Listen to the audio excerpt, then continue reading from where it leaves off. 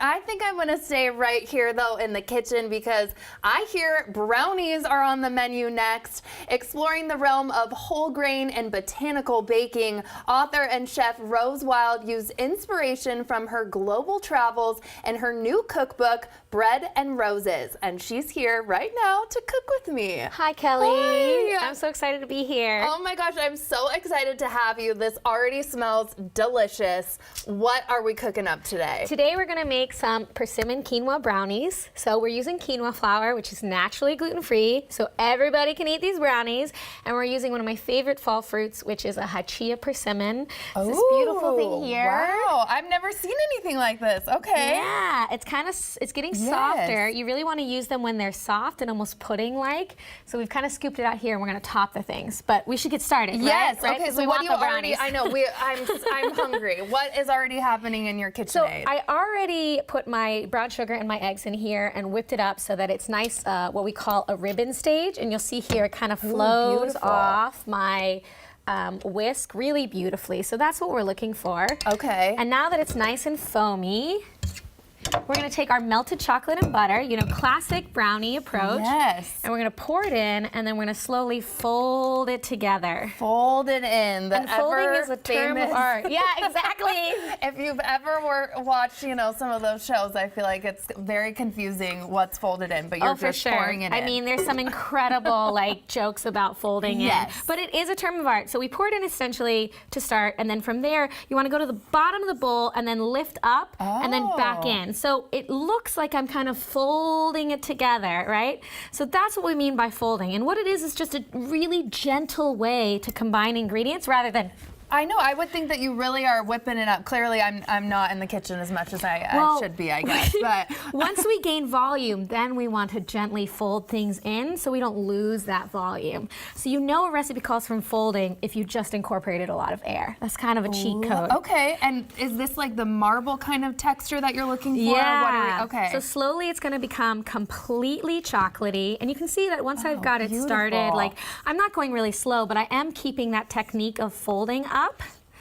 And then once we got that chocolate in, we're gonna dust in our quinoa flour. You're gonna put me to work, right? I'm gonna put you to work. Okay. So you have this quinoa flour here. You can see it's really golden. It has this lovely, rich, buttery taste, as well as a touch of sour, which is gonna really balance all the sugar in this recipe, and also the fruit, and really highlight and make that pop. So and like you said, it's gluten-free. So it is gluten-free. So I'm gonna dump about half in. Really? Okay. Just shake it in like this. Yeah. Okay. You're killing it.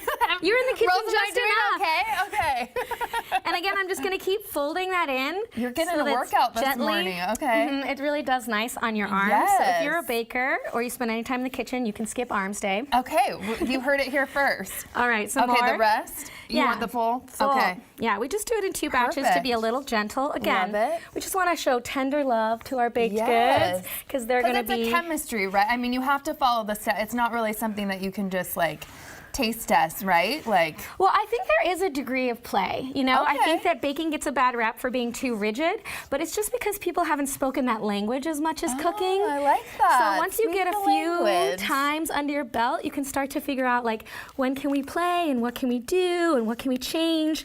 And I'm always taste testing batters. I know that's kind of a no-no, but I mean, I do it. It's I just source fine. my ingredients really well. I'm putting in a little salt. Okay. Always put salt in your baked goods, especially something with so much chocolate. We really want to season it and season it well. And now look at that, it's gorgeous. So I'm gonna pour that in. Okay, wow. I know, this is the money shot, right? That is the money shot. I'm so excited. Chocolate for breakfast. Yeah. And while we're doing this, you have to tell me about your amazing cookbook too. What is Bread and Roses? Tell the people about that. I'm really excited about this cookbook. This is basically the culmination of the last 15 years that I've been working in food. Wow. And it takes all my experience in restaurants and traveling and meeting different people and studying different cooking techniques and baking techniques and sharing it with everyone as holistically and simply as I can so that everyone realizes just how incredible grains are. Yes. And also how many botanicals we're missing from our plate that are present in other cultures, but here we sort of regulate it to fine dining. but really it's the people's food. So you should have more flours on your plate, you should have more grains on your plate. The things we're losing, we don't need to lose, and we can regain that beauty. I love it. And speaking of regaining the beauty, is that what we're doing next? Yes. We're putting some of these We're gonna drop this lovely persimmon on. Ooh. And you just kind of, I spooned it out of the nice ripe one, and I'm just gonna drop it like however I like. I really love these because it's for the season. I mean, we're talking orange and black, so happy Halloween. Gosh, seriously. And these are super quick to make, as you saw. And they bake really well, and they have limited ingredients, right? You don't need any leaveners.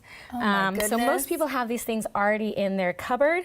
And quinoa flour is pretty easy to get, even though you may not have heard of it. Right. Just source it. There's a lot of regional mills. You can order it online. And then I'm going to have you do the best part. Okay, am I just shaking this, or do you use You can shake it Can or I do it with sprinkle my it. sprinkle? Yeah, Okay, I like to go heavy on this because this is the texture. Ooh. Right? Brownies are so gooey. Yes. And like I'm an edge person because you get that crispy contrast. I love the crispiness. But this kind of gives you the crispiness everywhere. Oh, that is such a good trick. So these are puffed quinoa, so it's a whole grain puff. So we're using the grain twice and therefore layering the flavor. Oh my gosh, incredible. And doesn't it look like a starry sky? This it's so is beautiful. This is perfect. You've made brownies just absolutely stunning. We've amped it up. We've amped it up. Okay, we got a taste test. And you gotta tell me everything that's like on, you know, stage here. What do we have over here as I am gonna taste test this gooey final product? It's good that we end with that one because it's chocolate. It's the richest. So you want to start a little lighter.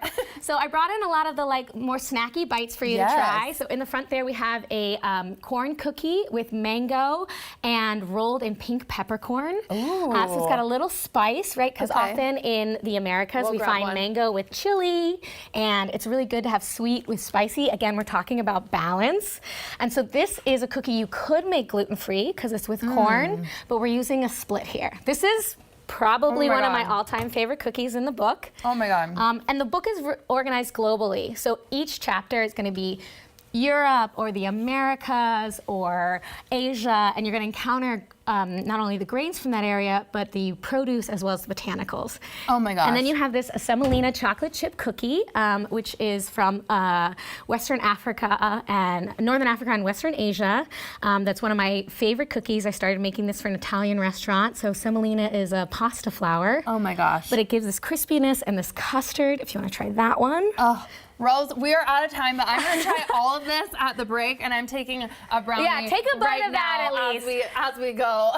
Thank you so much, Rose. We'll be at Book Larder tonight at 7 p.m. sharing recipes from the book.